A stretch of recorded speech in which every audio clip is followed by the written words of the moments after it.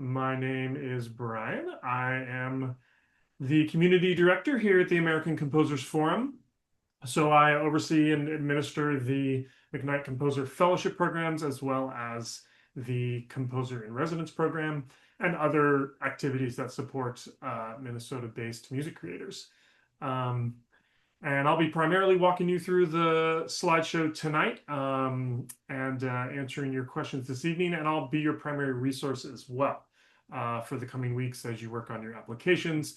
Never hesitate to reach out to me. I'll be sure you have my contact info during this session, and I'll be happy to help. Also here with us this evening from the Composers Forum is Del Paulson, our advocacy manager. Del, you want to introduce yourself?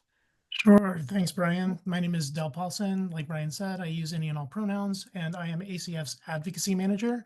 So I help support all of our individual giving, as well as, a few behind the scenes things, database management and that sort of thing. And am working on developing ACF's new advocacy initiatives, which will hopefully be rolling out in the next year or so.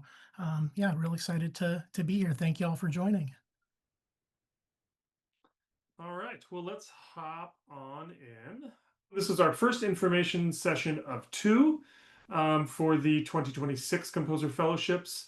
Tonight, we're going to walk through in brief the various components of the application process and the content that we'll be looking for in your applications. And we'll also give you a chance to ask any questions that you may have. To that end, go ahead and put all of your questions in the chat. And then that will both help us to be sure we answer your questions without losing track of them. And it'll also allow me after the fact to go back and if there are any questions I didn't have an answer for, to be sure I remember what those were and how to get you those answers. So this is only one of a few cat photos in the slideshow. You got to keep it silly a little bit when you're sharing lots of information. So put those questions in the chat, please. So just very briefly about the American Composers Forum. The ACF envisions a world where living music creators are celebrated as essential to human culture. We are leading catalysts in an ecosystem that invites generations of composers, artists, advocates, and audiences to pursue this vision with us. Our mission is to support and advocate for individuals and groups creating music today by demonstrating the vitality and relevance of their art. Our core values are leadership, anti-racism, courage, support, and curiosity. We frame our work with a focus on racial equity and include within that scope, but do not limit it to, diverse gender identities, musical approaches and perspectives, religions, ages, disabilities, cultures, backgrounds, sexual orientations, and broad definitions of American.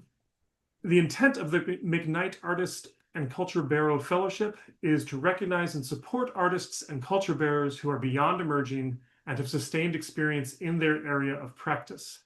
Fellows demonstrate achievement, commitment, and high-level proficiency in artistic and/or culture bearer practice that contributes to their field and impacts and benefits people in Minnesota.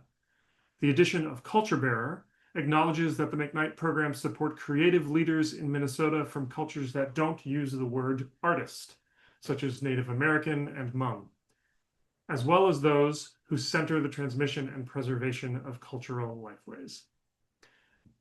So to clarify a little bit, the McKnight Foundation is its own philanthropic entity, and they fund an array of fellowships in different artistic disciplines, and we are one of a number of partner organizations who channel the McKnight Foundation funds to artists and creators like yourselves. So there are book arts folks, and there are playwrights and choreographers and dancers, ceramicists, etc. And some folks practice multiple artistic disciplines and may be considering applying to one or another McKnight fellowships, and we'll talk a little bit about that later. But just for context, we are one of many of these partner organizations that administer fellowships to Minnesota creators. A little overview of the fellowship awards. Every year we select 4 Minnesota-based music creators to receive the fellowships. There is no restriction on fund usage. This is an important thing to know and remember. Our fellows use these funds for the production or premiering of new works, for acquiring a commitment, acquiring equipment, for paying other artists, musicians, collaborators, for doing career development work, such as attending career development events or workshops or seminars. So there's a wide range of ways to use these funds and little in the way of restrictions on them. The specific awards are 4 fellowships in the amount of $25,000 each, financial support of up to $3,500 to develop works in progress, opportunity to attend an artist residency program coordinated by the Artist Communities Alliance, and consultation and resources from the American Composers Forum and Springboard for the Arts. If you don't know, Springboard for the Arts is a Minnesota-based community and economic development organization centered on artists that provides programs and resources to artists across many different disciplines. The Artist Community Alliance is an international association of artist residencies. One of its programs is to provide direct support to McKnight Fellows to attend residencies with one of their partner organizations, which are located throughout across the state and across the country. So folks have awardees of the McKnight Fellowships have the opportunity to attend one of the ACA's residency programs at one of their partner sites. Okay. So here on the upper left, you can see this is Springboard through the Arts for the Arts. If you don't already or haven't already explored their offerings, they're extraordinarily useful, a great resource for Minnesota-based artists. And then on the right there, you see the ACA's information. Another way that we support McKnight Fellows is through our online medium platform, I Care If You Listen. We often have articles featuring our fellows or interviews with those folks. We also do quite a bit of promotion on social media, etc., of the activities of our fellows, particularly those that are directly related to their fellowships. So these are some of the other ways in which the Composers Forum supports its fellows. Also, many fellows have done recordings through Innova, our in-house recording label. So briefly, some words about the eligibility and application process. Eligibility requirements, residency in Minnesota is first and foremost. You must have maintained a residency in Minnesota for 1 year prior to the time of your application and continue to maintain that residence throughout the fellowship period, which is roughly a year.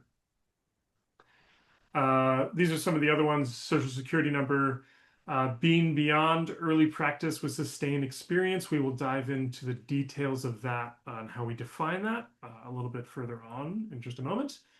Achievement, commitment, and proficiency in music creation. Not applying for another McKnight Artist Fellowship this program year. This is a question that's come up from some folks in the past. As I mentioned earlier, there are various artists and culture bearer fellowships supported by the McKnight Foundation. And the requirement is that you cannot apply to more than one fellowship during a program year. So for example, you couldn't apply to the Musician Fellowship, which is administered by the McPhail Center for Music, and also apply to the Composer Fellowship administered by us, by the American Composers Forum. So that's an important thing to know. And if you're not sure about this or any other eligibility requirement, by all means, reach out to me and I can walk you through it. It is required that you have not received a McKnight Artist Fellowship in the last 5 award years. So that would be 2021, 22, 23, 24, and 25. Fellows from those years are not eligible to apply this year. If you were awarded in 2020 or before, you are eligible to apply and encouraged to do so. Um, if you have received a previous McKnight Fellowship, part of what the panel will be looking for is growth and ongoing artistry since your last fellowship award. It is also required that you not be affiliated with the McKnight Foundation or fellowship partners. Specifically, this means that you are, excuse me, that you are not staff, board, or immediate family of the McKnight Foundation or of any of those administrative partners that we discussed before. There are a complete list of those partners linked on the guidelines page of the McKnight Composer Fellowships on the ACF website. So you can go there to link to what all those organizations are to be sure that you don't have that affiliation if you're not sure. Note that this is the word staff in most cases refers to administrative staff, especially those who have any involvement in administering the McKnight Fellowship programs. We have had some questions about that, for example, from a faculty member at one of the partner organizations. And for example, that faculty member is actually eligible. So again, if you're not sure, let me know. And finally, that you're not enrolled in a full-time academic program. A note about this: low residency MFA students and doctoral candidates who have completed all their requirements except their dissertation are not considered full-time. So if you are in your dissertation period or its equivalent in whatever your program is, then you are not considered to be in a full-time program. Okay, so if you meet all of these eligibility requirements, hooray, it's time to apply. And that is, I think, the second of 3 cat pictures. I'm not sure. All right, so here are some of the key evaluation criteria. The 2 big categories are the artistic craft, of course, and then also the place of the artist in their career as being beyond early practice.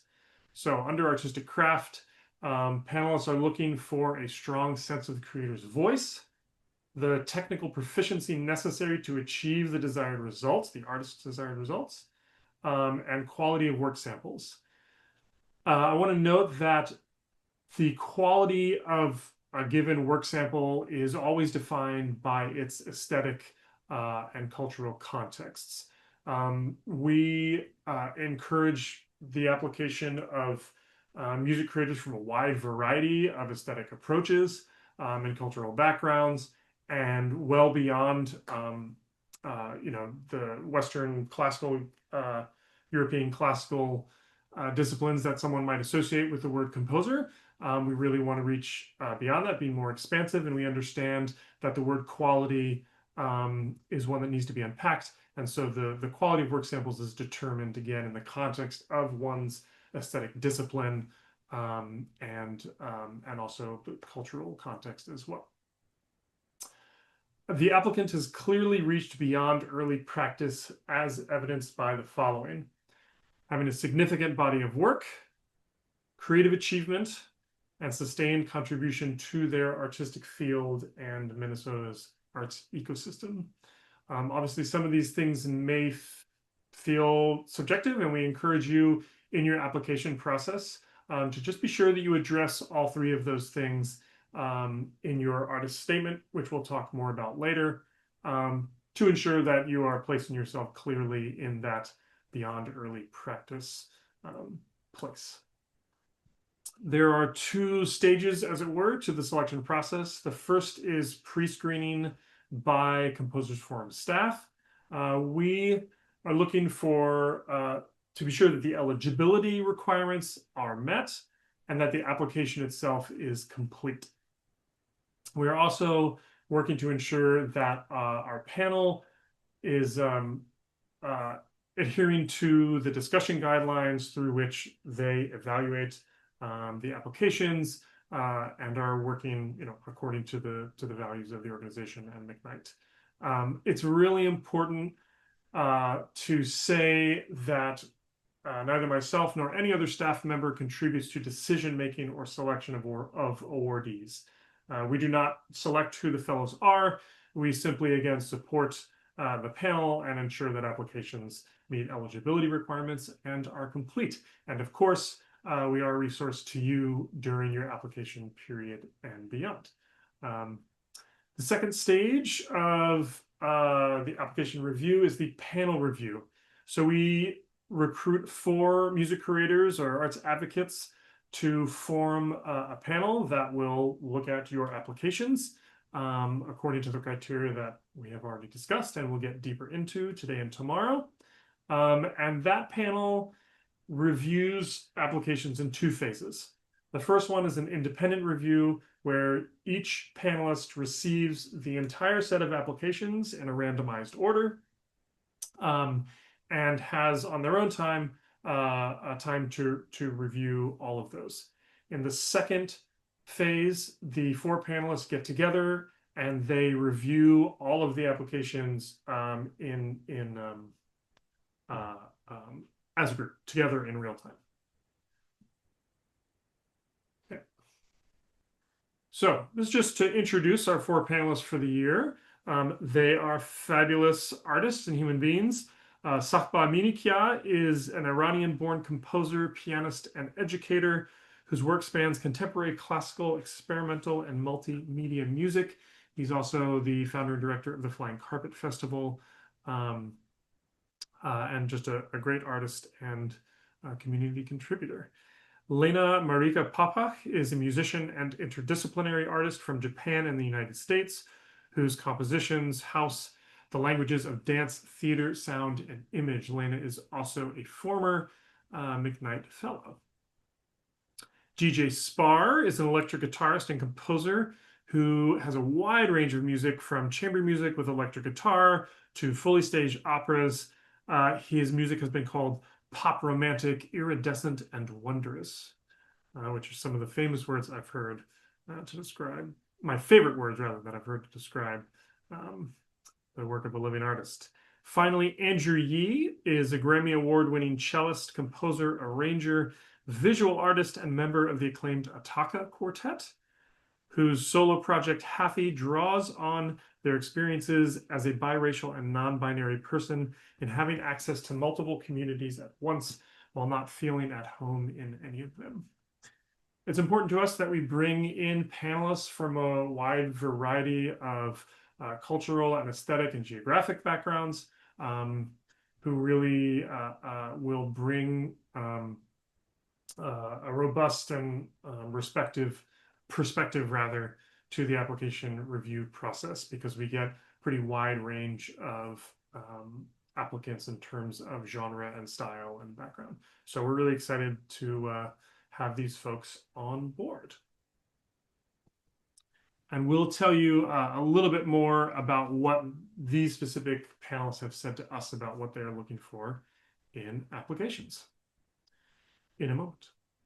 So here's some more details about the review process itself. In phase 1, each panelist independently assesses applications in a randomized order and scores them based on the 6 key evaluation criteria, which we discussed previously.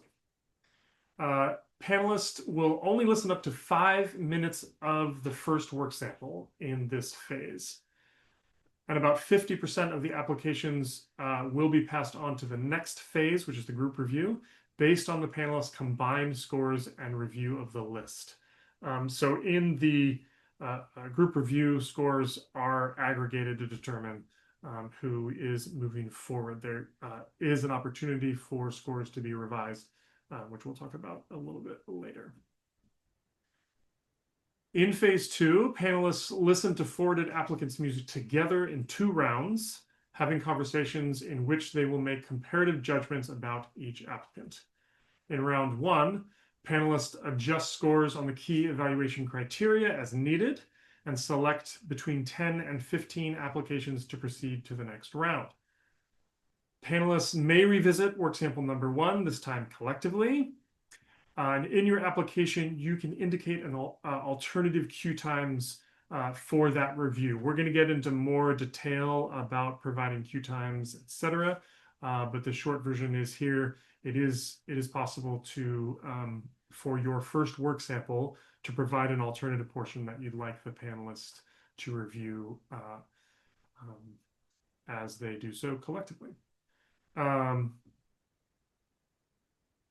Panelists listen, also in round one, listen to work sample 2 and 3, if applicable. You are required to submit 2 work samples, which we'll talk about more. The third work sample is optional.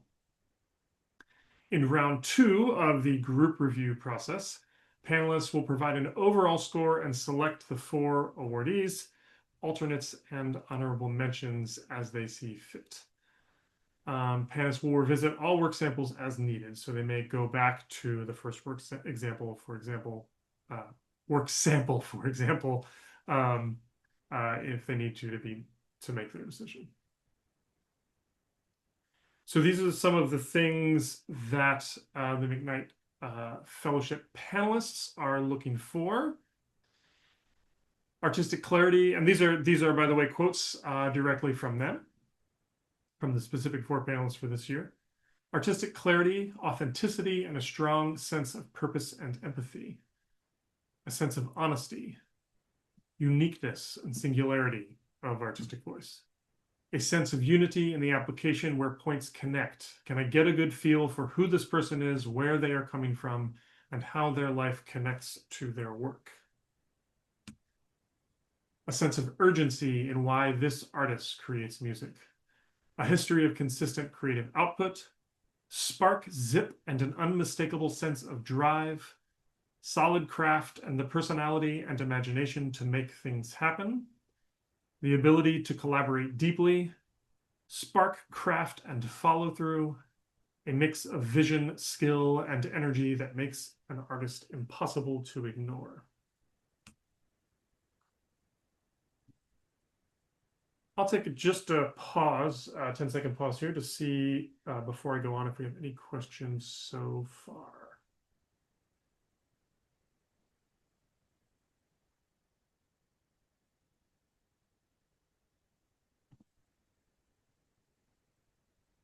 Nope. Okay, we'll keep going.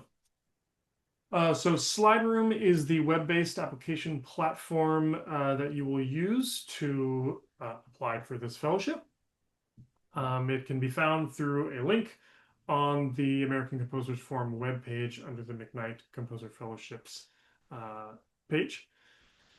There are 9 components to the application: basic personal information, a demographic form, and I will go back to give some details on these, but demographic form, work samples and supporting materials, an artist statement, insights into your artistic experiences, a complete works list, questions regarding social media and how you learned about the fellowship opportunity, acknowledgement of McKnight Artist Fellowship community values, and acknowledgement of terms and conditions.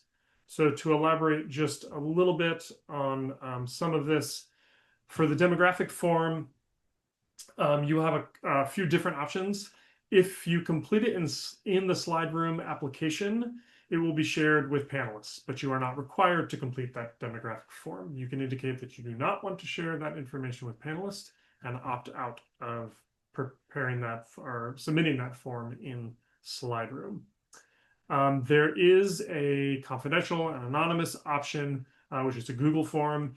If you would like to submit that information solely for our reporting purposes and our ability to see who we're reaching through this program and this process. You can also opt out of that as well. Additionally, within the demographic form, there are opportunities to choose not to reply or not to reply to that particular request for information, and there are text boxes in which you can self-describe particular aspects of identity, etc. Work samples and supporting materials. We're going to discuss those as well as the artist statement, insights into your artistic experiences, and complete work lists shortly, because those require a little bit of unpacking as well. The deadline is Wednesday, December 17th at 11:59 p.m. Pacific Standard Time. We do that because it's essentially the latest midnight available in the US in case you're on a trip to California or something. You get to submit by midnight that day. There's also a grace period if you start your application before the deadline above of Wednesday, December 17th at 11:59. You will have a 24-hour grace period to submit the application. If you do not use this grace period, you must submit your application before. Sorry, if you do use this grace period, you must submit your application before December 18 at 11:59 p.m. Pacific Standard Time. After that, we will not accept any applications without exception. And there's the third cat. There might be a fourth, but I can't quite remember. Notification timeline. The panelists will make their decision in February of 2026. All the applicants will be notified by email of the decision regarding their applications before any fellows are announced. Then the results will be posted, well, the names of the selected fellows will be posted on the Composers Forum website and shared via our social media platforms and I Care If You Listen, and that will happen in March 2026. When we notify you of your application status, if you have not been selected as a fellow, we will, in that email, give you the opportunity to register for a feedback session with me so we can sort of walk through the strengths and areas of growth in your application because we want you to be able to use the process to your benefit moving forward, even if you aren't selected as a fellow. So now we'll get a little bit more into detail about the content of the application, starting with work samples and supporting materials. As you can imagine, this is the core of the application. So the overall guidelines, you will provide 2 or 3 audio and or video samples of your original music. Sorry, there we go. I put this little asterisk here to remind you that the panelists are only required to listen to the first sample. So I'm going to say this a few times throughout the slideshow you want to choose that one very carefully. Be sure that you're really putting your best foot and your best work forward in that sample. We'll talk more about what the other ones are, but you will provide 2 or 3 samples of your original music. At least one of those samples should be of a work you created in the last 5 years. And if you have previously received a McKnight Fellowship, concentrate your work samples on the period of time since your last award. As I said, the first work sample will make the most critical impression on the panelists, so it should represent your most distinctive and compelling musical example.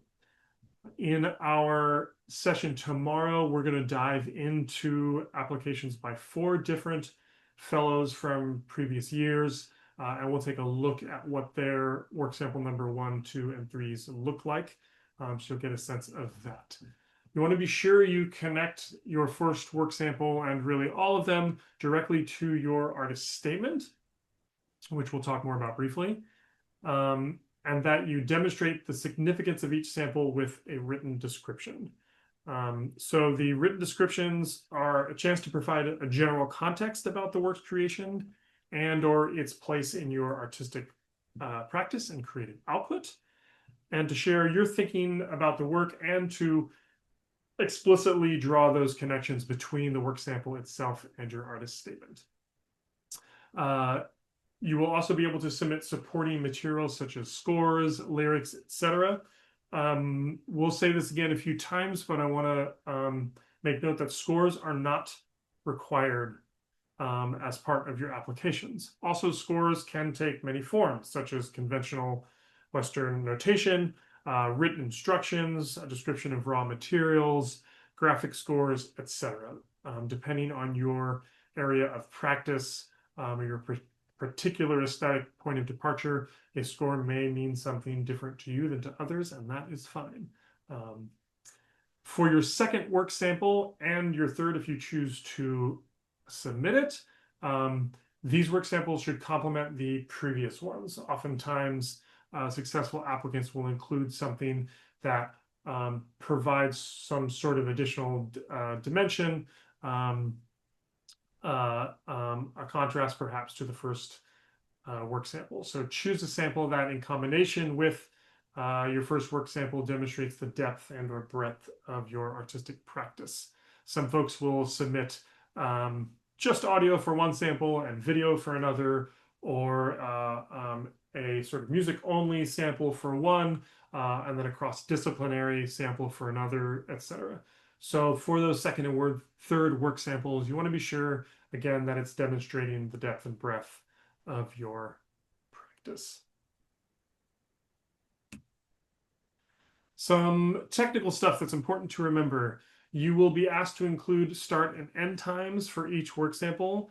This is really important, and the total duration of each sample needs to be only 5 minutes. These start and end times are really important. One, so that you get to choose specifically what music is being experienced by the panelists, and so that the panelists know very easily exactly what to do. So you're preserving their energy for appreciating your work, and rather than sifting through technical questions. So be sure to include those start and end times, and that they are 5 minutes only. If notated scores or other instructive materials are a part of your creative process, please do provide PDFs corresponding to those samples. If your work samples involve lyrics, you are encouraged to provide those lyric sheets as well. We are open to receiving many types of sonic representation for the review process, including video, spectrogram, waveform, graphics, etc. Again, if it is part of your aesthetic practice and you feel it is important for the panelists to really understand and appreciate your work, then please do include those. There are some places within the application where you can upload files to certain file size limits for those materials. Please note that panelists cannot access music notation or specialized software directly. So it's important that you don't send files from your digital audio workstation or from notation software or something like that. You want to be sure that things are submitted in readable normal audio formats, video formats, PDFs for written materials, etc. Okay. So this is the supporting documentation in addition to the works themselves. Your artist's statement may take any of several directions at your discretion.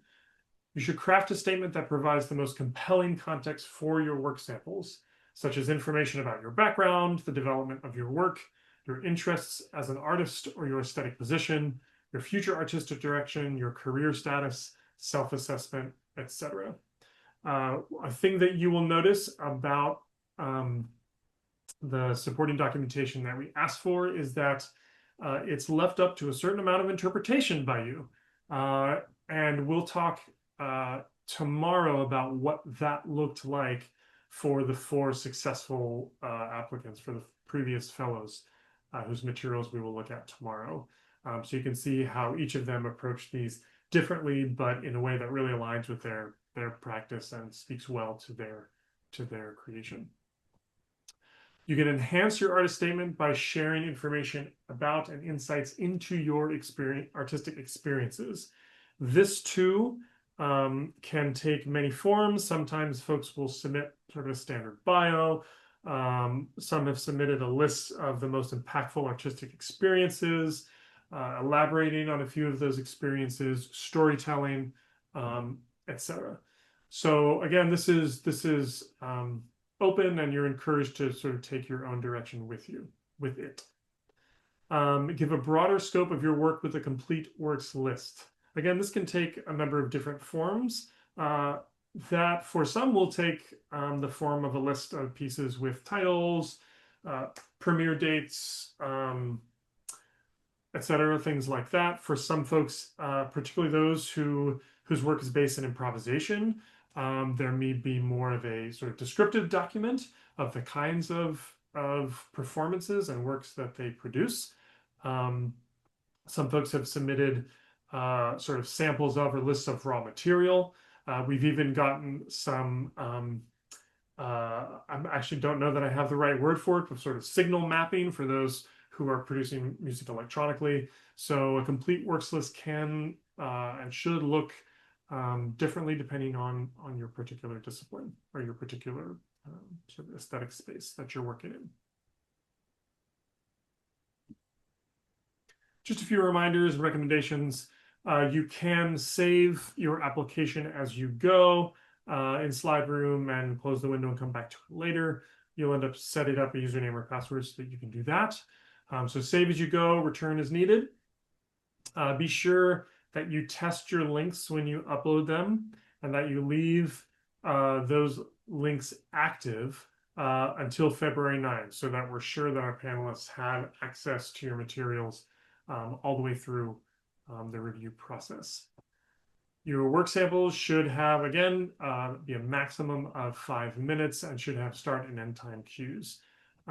You can certainly, if you have a video that's already up on YouTube or something and it is 30 minutes long, you do not have to edit that down to 5 minutes.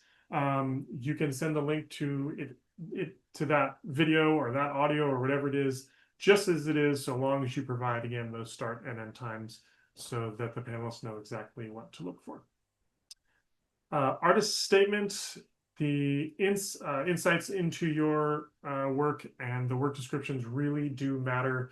They offer the panelists critical context for the work samples that they are evaluating. And also a reminder that we're here to help. Email me with any questions that you might have. Again, I'll be sure that you have my email address, and it is on the ACF website as well. A few additional pieces of information or reminders. Again, the application deadline is December 17th. Oh, that should say 2025, not 2026. December 17th, 2025. Our second information session is tomorrow, Tuesday evening at 5:30 p.m. In that session, we will take a deeper dive into applications by 4 previous fellows, including Queen Drea, Mary Ellen Childs, Mary Prescott, and Devon Russell Gray. We'll be looking at their artist statements and their work samples and the written descriptions of their work samples specifically. We'll discuss sort of the key points of those, and you'll have a little bit of time to read excerpts on your own, and we'll even get to hear and watch some of the work that they submitted. It's an extraordinarily diverse group of folks in terms not only of who they are, but in terms of their aesthetics and the kinds of musical spaces and creative spaces that they operate in. So that will be fun. I'm always here to provide you one-on-one assistance as needed. Email me. We can also certainly set up a time for a call or a Zoom session if we need to walk through something together in real time. Videos of this session and the next one will also be available on our website. Those will get posted later this week. So here's my email address. Again, it's on the website, but it's bdowdy@composersforum.org. Please do reach out to me with any questions or needs that you might have. Now I'm going to stop sharing my screen. Yeah, we did have one, not a question so much as a request, I think. Marie was wondering if we could take a look at those quotes for what the panelists are looking for in applications. For sure. Yeah, we can go back to that. I'll give you a moment to read them at your own pace, and then I'll go to the next slide.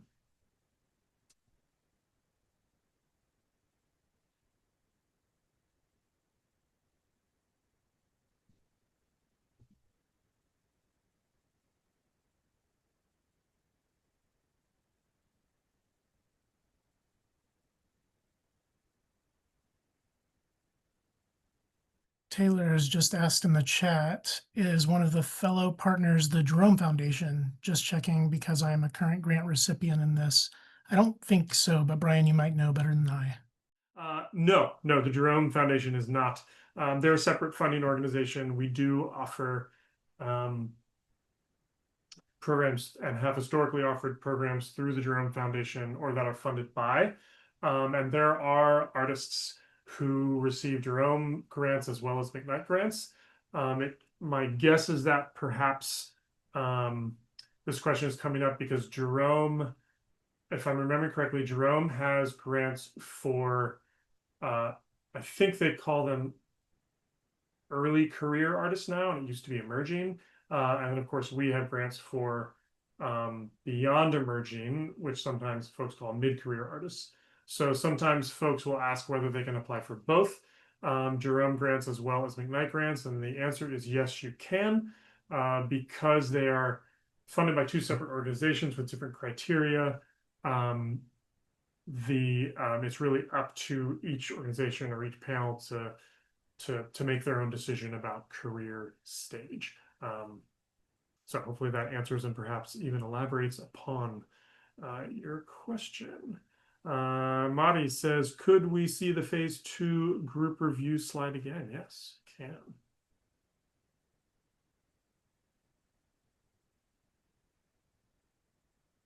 I see the question about program year. I'll give a sec just in case anyone has a question about this phase 2 of the panel review process before moving to that question.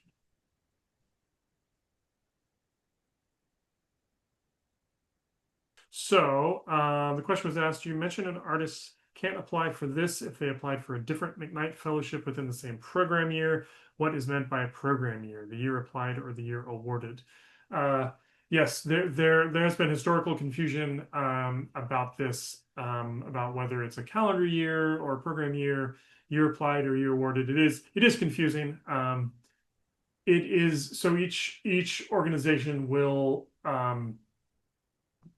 it is the short answer is that it's the year awarded, but each organization will identify a year with their McKnight Fellowship. So you should be able to look on that organization's website, and it should say, for example, for McPhail, it should say like 2026. I think it's musician or McKnight musician fellowships.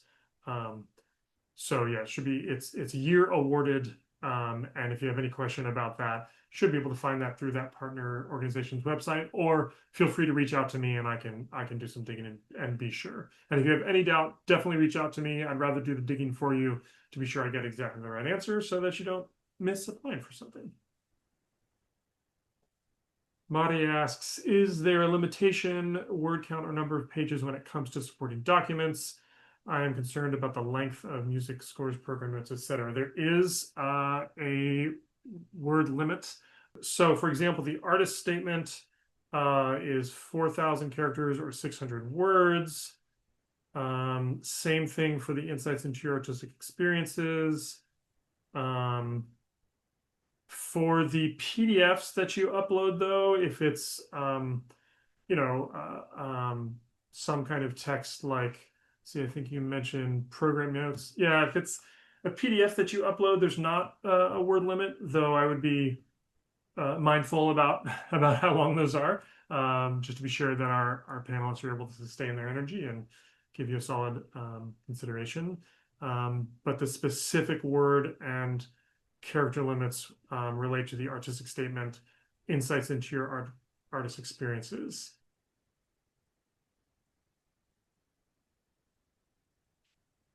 Okay, well, thanks, y'all. I really appreciate you being here, and I hope to see you tomorrow. Enjoy the rest of your evening. Thanks, y'all.